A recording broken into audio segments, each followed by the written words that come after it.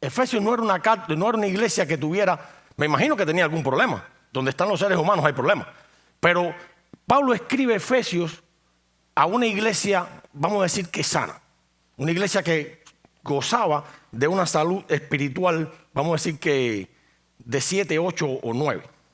¿Verdad? Él enseña a los creyentes acerca de las gloriosas riquezas que tienen al haberse unido al Señor Jesucristo crucificado y resucitado. Durante todas estas semanas, casi siempre en la introducción de cada mensaje, se ha hablado de los primeros 3 capítulos del libro de Efesios. Y es que es vital.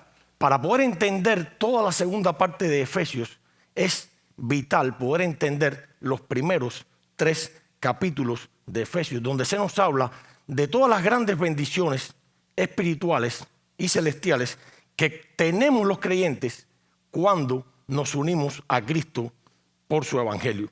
Por ejemplo, estos 3 primeros capítulos mencionan que fuimos escogidos en Cristo, adoptados, redimidos, salvos por gracia, hemos sido sellados con el Espíritu Santo, hemos sido hechos nueva creación para buenas obras y muchísimas bendiciones más. Todas estas bendiciones, ya como creyentes en Cristo, nosotros las tenemos.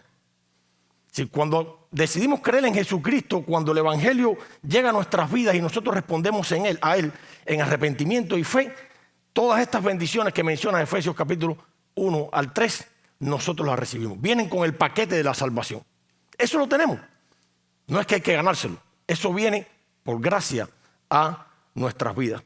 Cuando entendemos eso, entonces podemos entender los restantes capítulos del libro de Efesios, que es cuando Pablo da instrucciones específicas para que ellos, es decir, los efesios, nosotros hoy, vivamos según lo que somos. ¿Y qué somos? Somos la iglesia de Jesucristo, el cuerpo de Cristo. Específicamente el versículo 1 del capítulo 4 dice: os ruego que andéis como es digno de la vocación con que fuisteis llamados. Así comienza este bloque de instrucciones que Pablo comienza a dar. Hace varias semanas, creo que 2 semanas, comenzamos a hablar acerca del tema de las relaciones y cómo estas instrucciones que Pablo va dando nos ayudan a relacionarnos en diferentes áreas. En el área del matrimonio, esposos y esposas. En el área de la familia, el cuidado o la relación entre padres e hijos. Y en el pasaje de hoy nosotros vamos a ver la relación entre siervos y amos. Pero me gustaría aclarar algo importante. Los siervos en la época del Imperio Romano, es decir, en la época esta que Pablo escribe la carta, eran un poco diferentes a los esclavos que nosotros muchas veces tenemos en nuestra mente. Es decir, muchas veces no tenían nada que ver con raza, es decir, no eran otro tipo de raza que traían para que trabajaran allí en las diferentes ciudades del imperio. Es decir, eran propiamente personas de ese lugar y por supuesto tenían otro tipo de características. Por ejemplo, tenían una mejor posición que los esclavos.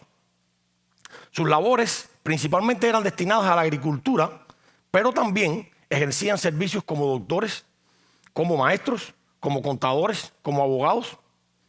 Aunque el rol estaba vinculado al servicio de sus amos, podían tener parcelas de tierra, podían ahorrar dinero que muchas veces lo podían usar para comprar su propia libertad. Pero también algo interesante es que muchas veces los siervos eran considerados socialmente como parte de la familia. En nuestro tiempo y cultura ya ese tipo de rol prácticamente no existe. Bueno, creo que no existe, al menos de la manera que existía en ese tiempo.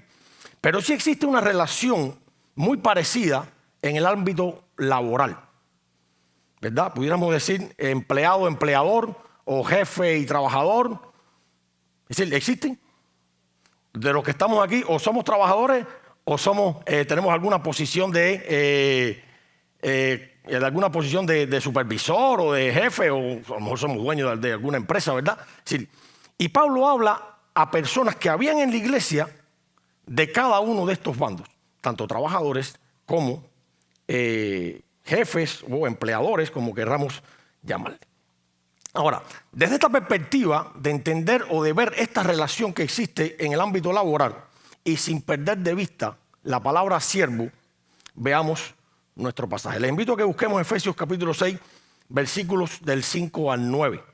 Efesios capítulo 6, los versos de 5 al 9.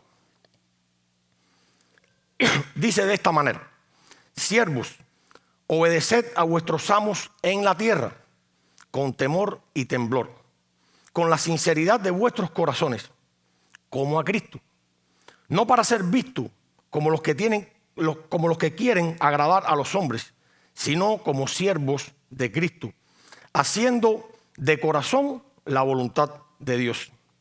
Servid de buena voluntad como al Señor, no a los hombres, sabiendo que cualquier cosa buena que cada uno haga, esto recibirá del Señor, sea siervo o sea libre. Y vosotros, amos, haced lo mismo con ellos y dejad las amenazas, sabiendo que el Señor de ellos y de vosotros está en los cielos, y para Él no hay acepción de personas. Si hay una idea principal o algo importante, una verdad que me gustaría que quedara en nuestras mentes, es la obediencia a Dios y el servicio humilde son manifestaciones del amor que recibimos al ser redimidos por el Evangelio de Cristo. Repito la idea: la obediencia a Dios y el servicio humilde son manifestaciones del amor que recibimos al ser redimidos por el Evangelio de Cristo. ¿Cómo podemos ver esta verdad en nuestro pasaje? Bueno, los primeros versos, sí, los primeros versículos están dirigidos a instrucciones a los empleados. Sí, veamos aquí, o tengamos como empleados los trabajadores, ¿verdad? Las personas que muchas veces están directo a la producción. Vamos a decir que los eslabones más bajos en la cadena laboral, muchas veces los que más trabajan y muchas veces los que menos cobran, ¿verdad? Muchas veces esos somos los trabajadores. Inclusive muchas veces hay una persona que pudiera tener algún puesto de supervisión, pero tiene otra persona por encima de ella y de alguna manera ocupa los dos roles, tanto de trabajador como de empleador o de amo, por así decir. Ahora, ¿qué instrucciones hay para los empleados? Vamos a llamarlo de esta manera. Comienza el pasaje diciendo: siervos, obedeced a vuestros amos. ¿Sabe? El obedecer aquí es un mandato. No es una sugerencia. Pablo no está diciendo: yo les pido, les sugiero que ustedes obedezcan a sus amos. Él no se refiere a qué tipo de amos. No se refiere si son buenos o son malos. Él se está refiriendo sencillamente al rol que ellos como siervos debían cumplir. ¿Y cuál era ese rol?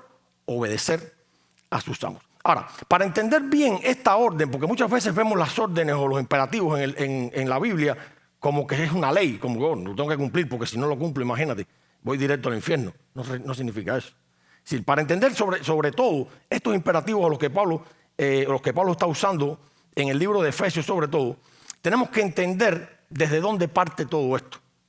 Si van conmigo al capítulo 5, versículo 21, miren lo que dice: someteos unos a otros en el temor de Dios.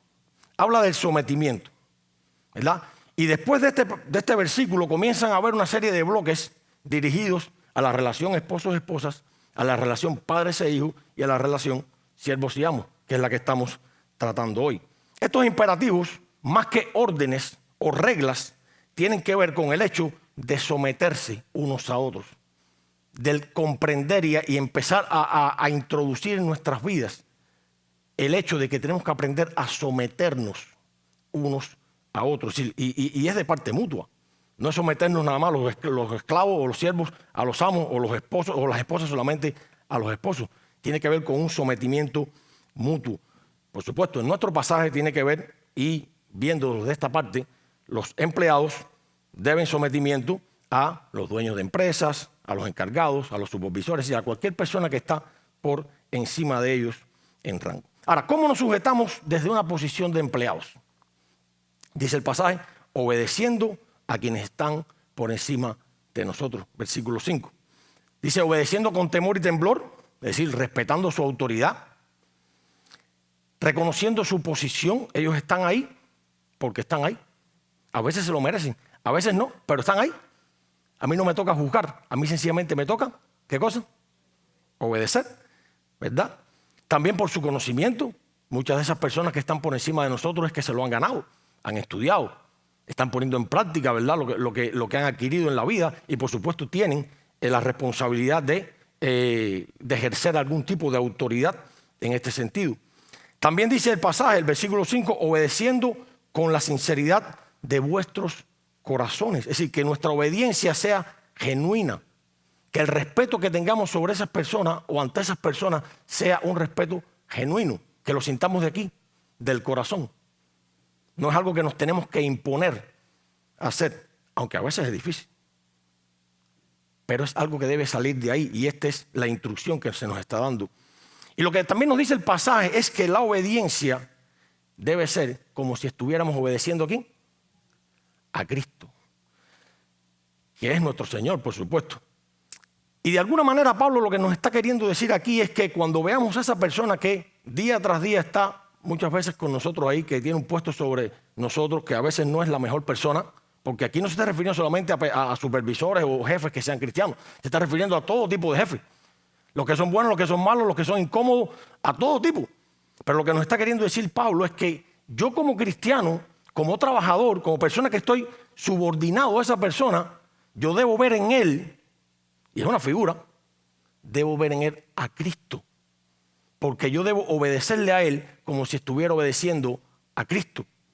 Eso es lo que nos está diciendo el pasaje. Y eso es lo que yo como trabajador debo hacer. Una manera práctica y cotidiana de hacer esto, de decir, de obedecer a nuestros superiores como si fuera Cristo, lo dice el versículo 6. Dice, para no ser visto como los que quieren agradar a los hombres, sino como siervos de Cristo, haciendo de corazón la voluntad de Dios. ¿Sabe? A mí me encanta la manera en que la Reina Valera, la versión Reina Valera de 1960, traduce este versículo. Dice, no sirviendo al ojo como los que quieren agradar a los hombres, sino como esclavos de Cristo, haciendo de corazón la voluntad de Dios. Y esta afirmación es tremenda. Es una tremenda afirmación porque lamentablemente muchas veces nosotros hacemos eso. Constantemente estamos sirviendo al ojo. Estamos tratando de hacer las cosas bien cuando nuestros superiores nos están mirando. Cuando no nos están mirando, entonces bueno, majaseamos, como decimos en Cuba, y nos tratamos de escabullir y no hacemos las cosas así, esto que quede como quiera. Lo hacemos. Yo lo hago, no sé ustedes, pero a mí me ha tocado. Y es una realidad. Pero la instrucción aquí está diciendo, no le sirvas para que te vean. En todo momento, esté presente o no esté presente, tú debes de hacerlo, porque tú eres el cristiano. Tú eres el que ha sido redimido por la sangre de Cristo y tú tienes que conducirte según el llamamiento que tú has tenido. Y eso es tremendo. Muchas veces lo hacemos así porque queremos buscar el reconocimiento humano. Queremos buscar que esa persona nos vea y reconozca lo que somos. Nos encanta el reconocimiento. Como seres humanos nos encanta que nos reconozcan. Muchas veces trabajamos al máximo solo cuando nos miran, ya sea para escalar en un puesto o ya sea para ganar más dinero. A todos nos hace falta el dinero. Pero muchas veces lo hacemos buscando ese tipo de, vamos a decir que, beneficio o recompensa humana, ¿verdad? Pero como cristianos, nuestro compromiso es trabajar a nivel de excelencia, nos vean o no nos vean. Y si algo tenemos que entender es que quien nos tiene que ver siempre nos está mirando. Ese siempre está ahí. Ese supervisor siempre tiene los ojos puestos en nosotros. Y la verdadera recompensa que nosotros debiéramos esperar, ¿de quién la debiéramos esperar? De Él, de Dios, quien siempre está ahí. Los versos 7 y 8 también dicen, servir de buena voluntad como al Señor y no a los hombres, sabiendo que cualquier cosa buena que cada uno haga, esto recibirá del Señor, sea siervo o sea libre. Me gustaría aclarar aquí que esta recompensa que de alguna manera se hace alusión en este pasaje no tiene para nada que ver con la salvación. Es decir, nosotros no vamos a hacer el bien para ganarnos la salvación. No hay nada, absolutamente nada que nosotros como seres humanos pecadores podamos hacer para ganarnos la salvación. Creo que eso Pablo ya lo ha dejado bien claro en los primeros capítulos. Por eso es tan importante entender toda esta parte final del de Efesios a la luz de los primeros 3 capítulos. Si la salvación es por gracia, todo ese gran paquete de beneficios que trae la salvación, Dios nos las dio, nos las regaló. No tenemos que hacer nada para beneficiarnos, para poder obtener esto. Se está refiriendo a otro tipo de recompensa que no es muy clara en la Biblia. La Biblia habla de coronas, habla de ese tipo de beneficios, que el bien que uno haga, lo va a recibir de Dios. Y aunque no es clara en su totalidad de cuáles son esos beneficios, que por supuesto no tienen nada que ver con el tema de la salvación, sí habla de que lo vamos a recibir. Alguien dijo en una ocasión, hay bendiciones celestiales que nunca perderemos cuando estamos en Cristo. Pero hay otras recompensas que dependerán de la manera en que seamos capaces de ser obedientes a Cristo. Si quieres, lo repito. Hay bendiciones celestiales que nunca perderemos cuando estamos en Cristo. Pero hay otras recompensas que dependerán de la manera en que seamos capaces de ser obedientes a ese Cristo que murió por nosotros. Pero me atrevería a decir, y esto es algo muy personal, que el hecho de poder servir a aquel que se entregó en la cruz para pagar nuestra deuda, ya de hecho es una gran recompensa que tenemos y que no merecemos. No la merecemos, no merecemos trabajar para el Señor, no merecemos servirle a ese Señor, pero Él nos da la oportunidad de hacerlo. Ahora, dejemos a un lado los siervos y veamos, digamos que la contraparte, ¿verdad? Los amos, los empleadores. Específicamente en el verso 9. Dice, y vosotros amos, hacer lo mismo con ellos y dejar las amenazas, sabiendo que el Señor de ellos y de vosotros está en los cielos y que para Él no hay acepción de personas. Aquí Pablo ahora vira la mirada, imagínense un cuadro que los siervos estuvieran sentados aquí, una imaginación, ¿verdad?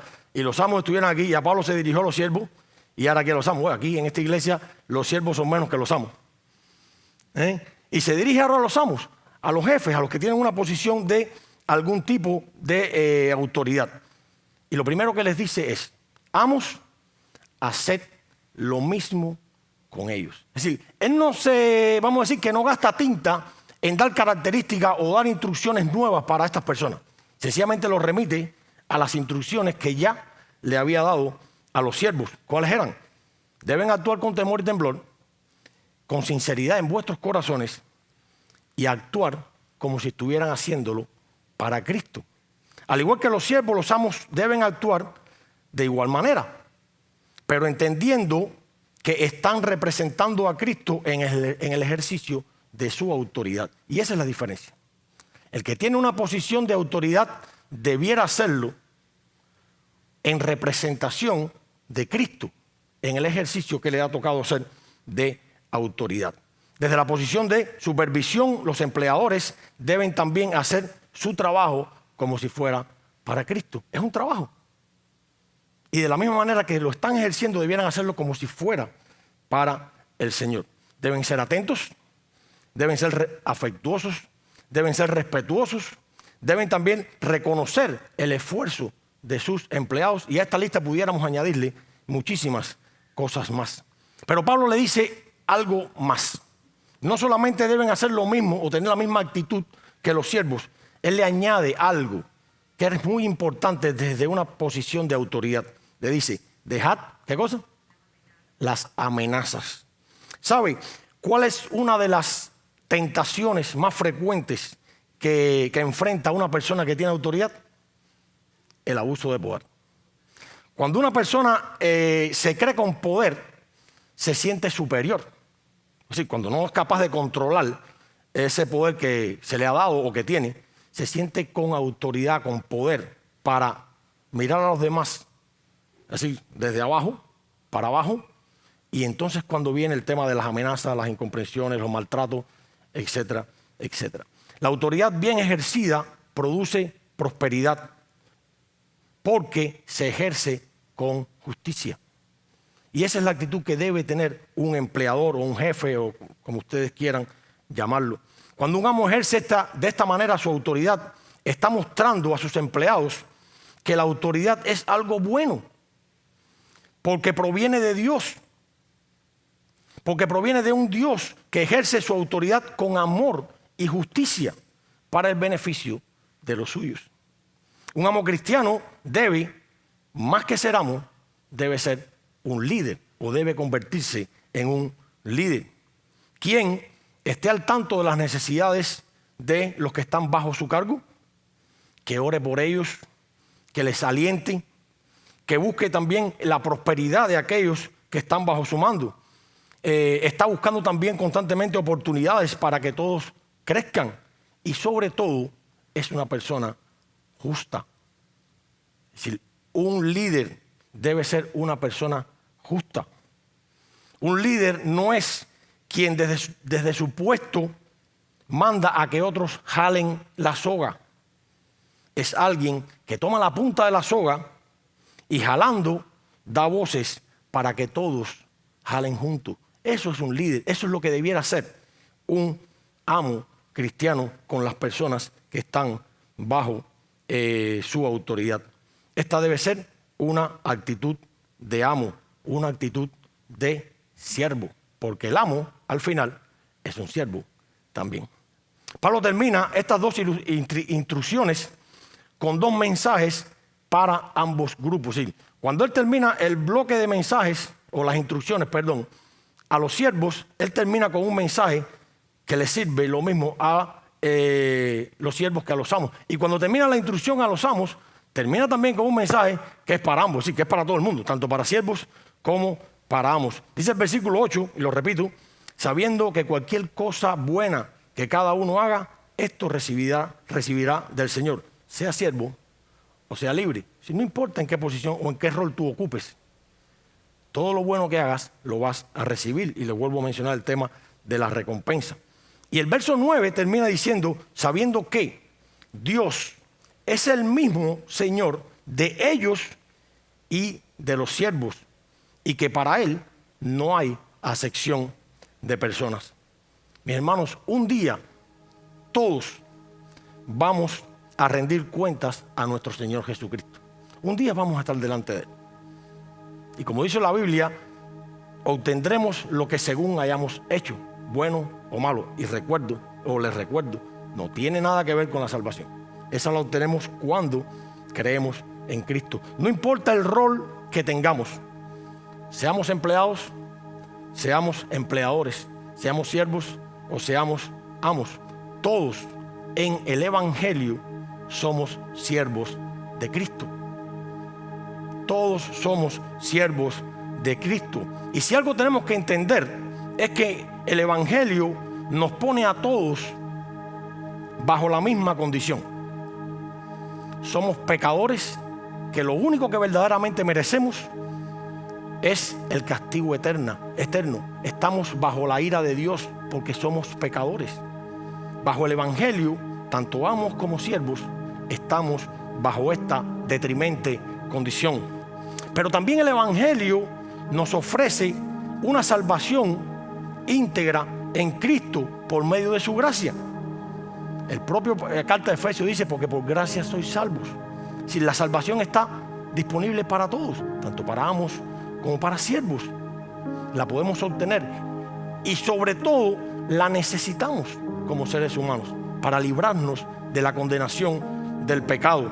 Pero además, ese mismo Evangelio demanda de nosotros, los que ya hemos sido alcanzados por Él, los que hemos sido ya redimidos por ese Evangelio, que vivamos una vida de obediencia y un servicio humilde. Y desde nuestro pasaje, eso lo vamos a vivir cumpliendo cada uno las instrucciones según el rol que tengamos, ya seamos siervos, ya seamos amos. Así que, mis hermanos, si sabemos lo que tenemos que hacer, ¿qué es lo único que nos resta? Sencillamente hacerlo. Y es la manera que nos vamos a conducir en esta tienda, mostrando que tenemos a Cristo en nuestra vida, y es la manera en la cual nos vamos a conducir, mostrando al mundo la luz del Evangelio que ese mundo en oscuridad tanto necesita. Les invito a que oremos. Padre, te alabamos, te damos las gracias, Señor, porque aún inmerecidamente tú has llegado a nuestras vidas, Señor. Gracias porque tú nos has salvado, Señor. Gracias porque tú nos has redimido. Y gracias, Padre, porque tú, en tu gracia, nos has dado la oportunidad de ser tu siervo, Señor. Ayúdanos, Padre. Ayúdanos a que desde nuestra posición nosotros seamos capaces, Señor, de glorificarte, Señor, al cumplir el rol que tenemos, Señor. Perdónanos, Padre. Perdónanos porque muchas veces, Señor, te hemos fallado, Señor. Muchas veces no hemos sido consecuentes con lo que somos, Señor. Muchas veces nos escondemos de nuestros supervisores. Muchas veces no les respetamos. Pero también muchas veces los que tenemos algún tipo de rol de liderazgo no hemos sido amables con aquellos que están por debajo de nosotros. No les hemos tampoco respetado y hemos fallado en lo que tú nos has llamado a hacer. Ayúdanos, Padre, a aprender a someternos unos a otros y a través de esta relación nosotros poder glorificarte a ti, quien eres el único merecedor de toda nuestra gloria y de toda nuestra adoración. En el nombre de Cristo oramos.